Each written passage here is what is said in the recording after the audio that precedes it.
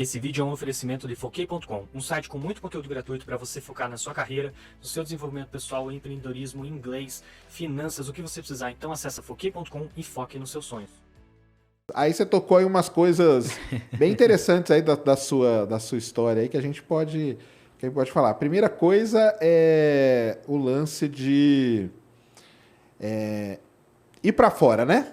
Que você teve que ir lá, faz uma prova. Como que é? Se o cara hoje aqui, que tá vendo a gente aqui, ele fala, cara, quero estudar fora, quero aplicar para uma universidade nos Estados... Vamos pegar os Estados Unidos, né? Ok. Porque nos Estados Unidos também tem diferentes níveis e tipos de universidade, né?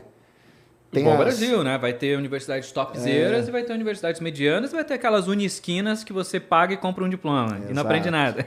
Lá tem aquelas, o pessoal chama Ivy League, né? Que as Ivy Leagues. Que é as top, né? Sim. Quais que estão nessa aí? Stanford... Harvard, Stanford... Não, Stanford eu não tenho certeza se tá. Columbia, Yale, né? Dartmouth, tem algumas ali. E aí cada uma delas é forte numa determinada área, né? Isso aí o cara tem que saber também, né? O que pega é o seguinte do processo. No Brasil, as pessoas não falam, mas depois que você entra na faculdade você percebe, que se você entra em determinadas universidades, você vai ter uma veia mais para pesquisa. Porque os próprios professores meio que te induzem aquilo porque a faculdade é boa naquilo. Né? Muitas universidades públicas têm isso. Algumas outras têm uma veia mais forte para o mercado de trabalho.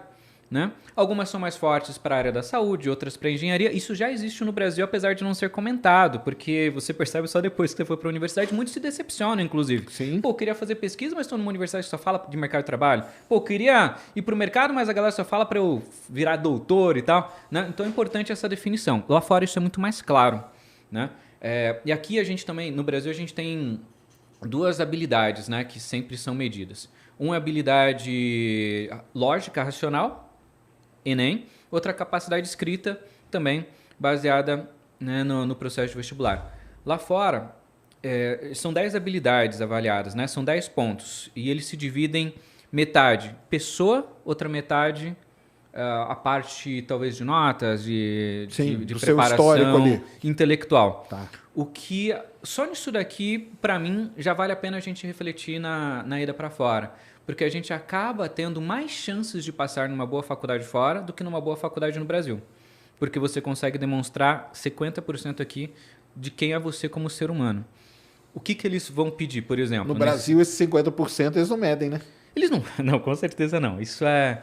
Então, tem um conceito que eu criei para deixar mais didático para a galera, que é o conceito de delta. Delta em física, né? Velocidade final menos variação, velocidade né? inicial. É a variação. Onde você saiu, onde você chegou. Isso lá fora conta muito.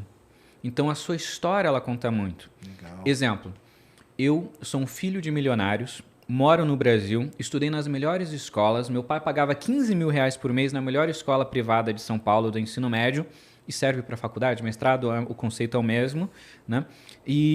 Só que eu não era um bom aluno, tirava só nota 7. O outro veio de uma família carente, o pai abandonou quando era criança, teve uma escola pública péssima, não tinha professores, ele trabalhava desde os 14 anos de idade, então ele tinha que estudar de noite, porque durante o dia ele trabalhava, ele não conseguiu se desenvolver bem na escola e tirou nota 6, por exemplo. É uma média 6. Esse cara tem infinitamente mais chances de passar do que o outro que tirou nota 7. Entendi. Porque essa parte do contexto do cara e o esforço que ele botou para tirar aquele 6,5 é muito maior do que o cara que tinha tudo e tirou 7. Sim. Porque o cara trabalhava, ia cansado pra escola. Mano, imagina você com 15 anos, 14 anos, você trabalhando e de noite. Cara, você tá vivendo uma vida adulta adolescente. Você tá, claro. Sabe? Você não tem maturidade para isso, né? Aí tem toda a questão familiar, tem toda a questão regional. Tudo isso é contado, né? Então, eles vão considerar, por exemplo, qual é a sua vida. Eles vão querer saber quais são seus sonhos, quem são as pessoas que você admira, quais foram os fracassos que você teve, como você superou esses fracassos. Então, eles vão medir sua inteligência emocional, sua percepção de mundo, seu autoconhecimento, isso é considerado. Eles vão perguntar para as pessoas que te acompanharam por muito tempo qual a opinião deles sobre você. Porque você pode falar, eu sou foda, eu sou o mais inteligente da minha sala. Mas vamos ver se a percepção é a mesma, né? Seu professor acha isso? se você está aplicando para mestrado, para doutorado, seu chefe acha isso, seu coordenador de pesquisa acha a mesma coisa, então eles vão considerando essa vertente pessoal. E tem também a versão técnica, né? Você vai ter que fazer uma prova, um vestibular, só que de, vamos supor, 100% dos pontos, talvez o vestibular seja 30%, 40% do peso total, porque o contexto ele tem muita força. O que você faz fora da escola? Você só vai para a aula das 7 da manhã ao meio-dia? E o resto? Fica vagabundeando, assistindo Netflix e jogando jogos online? O que tu faz com a tua vida? No mestrado, no doutorado, o que tu faz? São as extracurriculares. Entendi. Tem um peso muito importante, porque mostra qual que é o ser humano que você é e qual que é a sua perspectiva de futuro. Se você é um cara que está investindo conhecimento, buscando, assistindo vídeo e tal, né, ou não. Então são várias maneiras de medir o ser humano.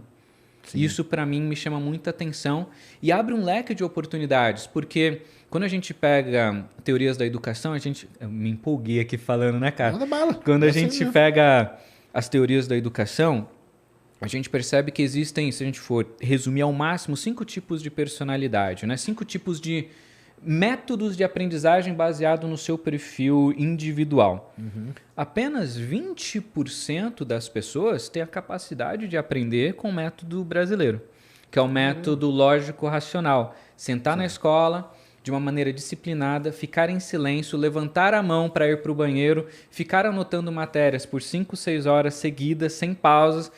20% só da população tem esse tipo de personalidade que consegue ficar ali. Aí tem os outros, né? Tem aquele cara que não consegue ficar sentado, precisa falar, é extremamente extrovertido, comunicativo, precisa de energia, ele não consegue, tem até dificuldade de concentração. Tem outro cara que tem uma criatividade gigante, enquanto o professor está falando, ele está viajando, construindo uma história aleatória na mente dele, às vezes está fazendo desenho no caderno, etc. E tem outro que é um líder natural e que ele precisa de espaço para ele falar, para ele conduzir, ele quer ser o cara que ensina, ele que quer estar mais na frente. Tem outros perfis. E todos são importantes, todos são fodas, todos são fodas. 20% das pessoas no Brasil conseguem progredir, de acordo com esse estudo, de uma maneira adequada no modelo. Quando a gente pega o modelo internacional, eles tentam, não é perfeito, nada é perfeito, abranger os 100% das pessoas, os 5 perfis. Isso que eu acho mais incrível. Outra coisa interessante, sou bom em esportes. Nunca que ninguém vai querer saber sobre isso no Brasil. Inclusive, esportistas olímpicos aí, a galera passa necessidade, a galera claro. Né, tem uma dificuldade. Lá fora você pode ganhar uma bolsa de 100% só por ser um bom esportista. Teve uma aluna minha que ela nunca jogou um torneio de vôlei. Nunca jogou torneio, nunca foi medalhista, nada. Mas ela era ok. Sabe aquela ok? Passou numa bolsa de 100% fora, cara. Sendo ok em esportes. Então esse lance do esportes aí é verdade mesmo, pessoal. O lado da habilidade é muito valorizado. Habilidade, né? Eu ganhava uma bolsa que eu já tinha uma bolsa de 100%, né? E a gente pode complementar e ganhar mais bolsas, tal. Tem técnica para isso. Eu brinco que é a técnica Megazord. Power Rangers, vai juntando várias bolsas e tal, né? Então eu já tinha uma bolsa de 100%, mas queria mais, porque às vezes a gente quer sair, eu tava lá fora com tudo pago, mas não tinha grana para ir no cinema. Não tinha grana para ir num restaurante, precisava, né? Então, vou pegar uma outra bolsa. Peguei uma bolsa de trabalho dentro do campus, Working on Campus. Sim. Eu tocava piano e ganhava $50 por hora. Poxa, aí, $50 por hora. Então é valorizado. Tem bolsa de 100% para você tocar na banda da faculdade. Tem bolsa de 100% para você ser cheerleader, líder de torcida.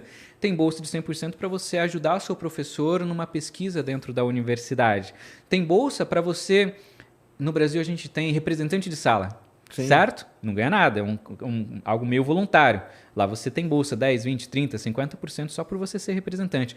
Tem bolsa para o aluno que anota a lição do professor, deixa na biblioteca para o cara que faltou ir lá e copiar. Ele ganha bolsa para isso. Caderno top lá. Exatamente. Esse caderno top tem muito em Ouro Preto. Ouro Preto tem muito disso. Tem bolsa para o cara que chega 10 minutos antes da aula só para ajudar o professor a arrumar o laboratório. Entendi.